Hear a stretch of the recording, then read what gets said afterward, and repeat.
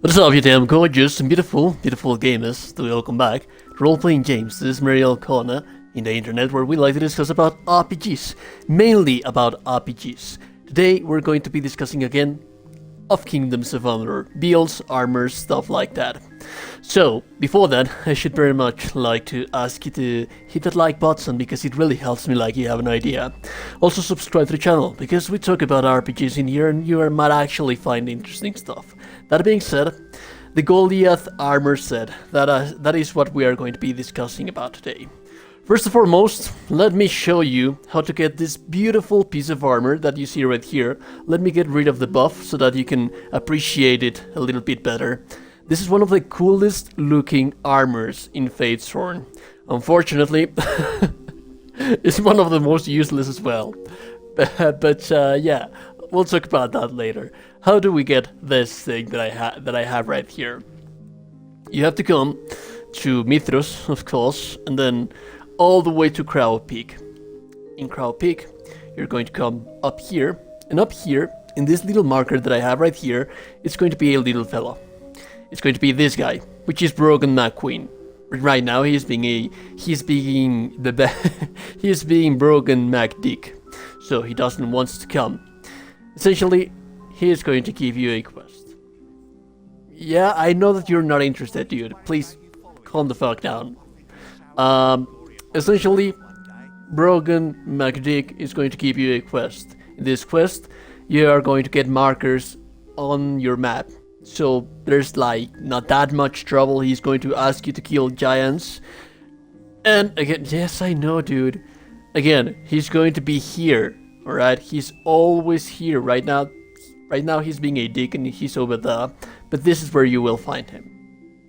So, the quest is going to mark you all of the places that you need to visit to kill the giants. Each giant is going to have a piece of the Goliath armor set, which is this one that I have right here. After you finish, essentially the quest, like, he just asks you for help, and then he becomes a dick to you because you helped him. Yeah, there's that kind of people in Amalur. You cannot help it, dude. Alright, now that I have shown you how to get the armor. Oh, I forgot to introduce to you Eustace. This is my buddy, Eustace. I love him quite dearly. Anyways, I'm digressing quite too much. So, let's discuss about a build.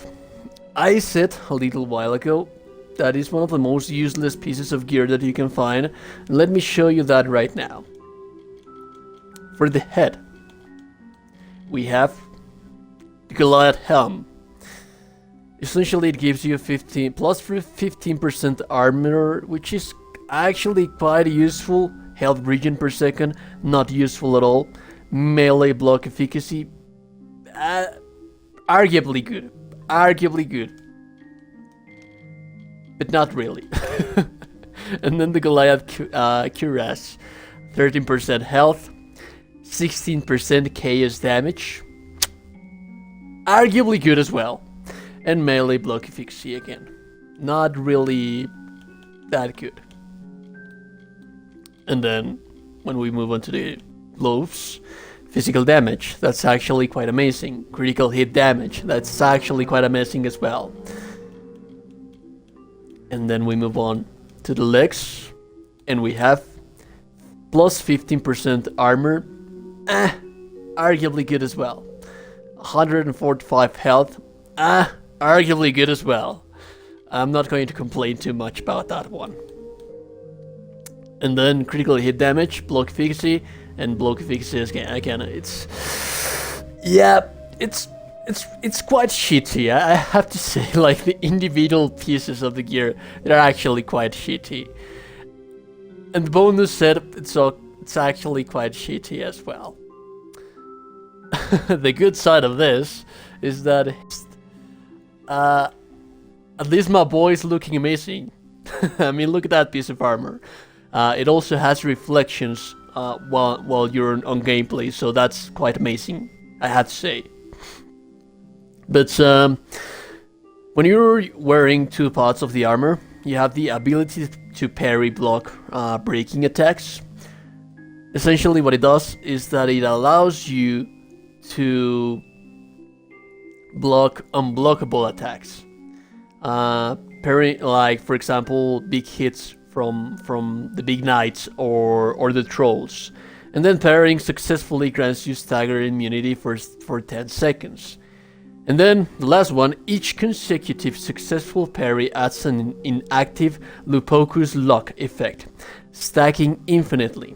Attack an enemy to activate it. The stack for great physical damage boost. So, let's actually... oh god. Let's actually discuss about that. Let me find someone somewhere that I can actually... well, you know what? I'm not gonna... I should very much speak about the build that I have for this character. That's another downside. You know what? Before we move on to the set, let's talk about the build. On Destinies, you will notice that I have the Champion Destiny. Because of the melee damage, if you go full melee, if you go full warrior, you only get 30% melee attack damage, so it's not actually that huge of a deal. You actually do get plus 15% total armor as well with this, and Blink, which replaces dodge, which is quite amazing. I always love that. Harmonic Overload, chance to produce elemental projectiles per kill. That's actually quite flashy. And then the damage received as mana. Since we are a warrior, I actually like to use my skills quite a lot, so that's actually quite nice to have. But essentially, what the pairing does is that it gives us poise, and that poise is going to prevent the enemies from staggering you, as you will see right now. Come on, little bear, attack me. And then when they hit me, you'll notice that I do not get staggered. Right? So that's essentially what we are going to get from this build. Why is it so useless? Because if we move on to abilities, you will notice that we have Relentless Assault. Grants you short-term resistance to interruption at the expense of armor, allowing you to shrug off blows while taking slightly more damage. So, it reduces your damage, but also gives you poise as well. It's something that you inherently already have in the game. You actually do take more damage, but if we pair it up with Bloodlust, it'll give you a chance to steal health. Not much, but enough. So essentially it's just a trade-off. Ideally what happens here is that you keep your armor and you get your interruptible stance, if you would like to call it, without losing that armor. So that is why in the build I am not placing any points into Relentless Assault, because having the gear pretty much makes it unviable. I did not use hammers, so I did not place points into Hammer Mastery. I do want to be saving points to stack up on sorcery to be able to get the champion status. Swords, I actually do use those. These are actually quite useful. Well, not useful, but ideal to have them. Skillful Defense, which is passive. Hardy Constitution, passive as well. Adrenaline Surge, passive. All of the passive bonuses, you want them. You need them. Warcry, I did not use Warcry that often, but I still needed the points for might. Well, no, you know what? Actually, I did not need them. Anyways, I have them right there. Battle Frenzy, I actually do use Battle Frenzy. And then we have Stone Skin, which is an upgrade for the Battle Frenzy, as well as Celerity. And then we have Rat, which is the final upgrade of Quake. Well, not the final upgrade, but it is quite of an hard to explain. If we move on to Sorcery, this is one of the most important things that I want to have. Since we are going to be taking so much hits, we want to stack up that resistance as much as possible. Sphere of Protection, actually quite needed.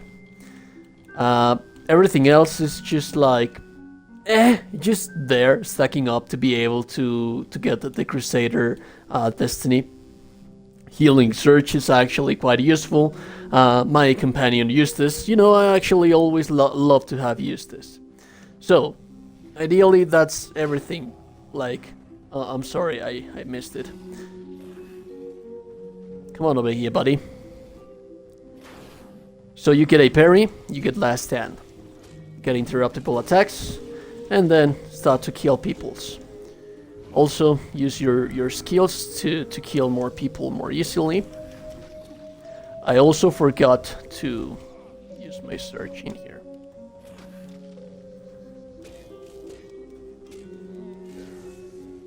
And sometimes, from time to time, hey, there we have Eustace being a champ. Way to go, buddy. Way to go. There you go. You got this. You got this. Come on, boy. Come on. I trust. I believe in you, Eustace. Eustace is having so much fun. Come on. Get the bone, get the bone, Dougie. Come on. All right, that's enough. Stop bullying Eustace. So, the other buff. Let's discuss about that one. You'll notice that there are like quite some hard enemies in the game. Meaty enemies that take quite a whole lot of hits. Being that the case, let me first kill this buddy that we have right here.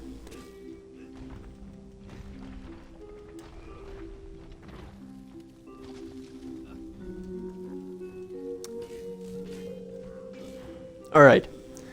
Now, each time that I parry without causing damage to him, without like using my... Oh, for fuck's sake. That's why no one likes you at the parties, Eustace. Alright. Anyways. Each time I properly make a parry, a little stack will start to appear. Come on, buddy. Come on, wake up. Wake up, buddy. Again. And there. That little 2 that you see right there. Well. Hold on. This thing right here. It's stacking. As soon as I hit the Rune Lord, it's going to stop stacking. That's going to stack infinitely. But you will notice that I actually am taking way too much time here. But the damage is actually quite substantial. It's actually quite substantial. But it takes way too much to develop the build. So that is the attractive side of things on this build. As you will notice, it is not the best build that you will find out there. It is not the strongest thing that you will find out there. Also, do bear in mind that your weapon, your main weapon, is what is going to be getting the kills. Right now I have here my Fatesworn, which is a sword that I crafted myself. Craftable weapons are the strongest weapons that you can find, that you can get. It has 331 damage, so that's actually quite meaty damage. But yeah, like the most appealing part of this is that it's the best looking armor in the whole DLC. It literally is. And if you manage to play correctly, if you have like your build out there, you will notice that you notice that I did not struggle that much against the enemies. It's actually quite playable, and yeah. Anyways, do tell me, how much fun have you been having with Kingdoms of Amalur Re-Reckoning Fatesworn? That being said, that was all from me, guys. I hope that you have a beautiful, beautiful, beautiful day. Happy holidays. And remember to stay safe out there. Have a beautiful day. Remember that if no one has told you today that you're a gorgeous and beautiful person, then you are indeed a gorgeous and beautiful person. I will be seeing you damn gorgeous and beautiful people in the next one. Have a beautiful day.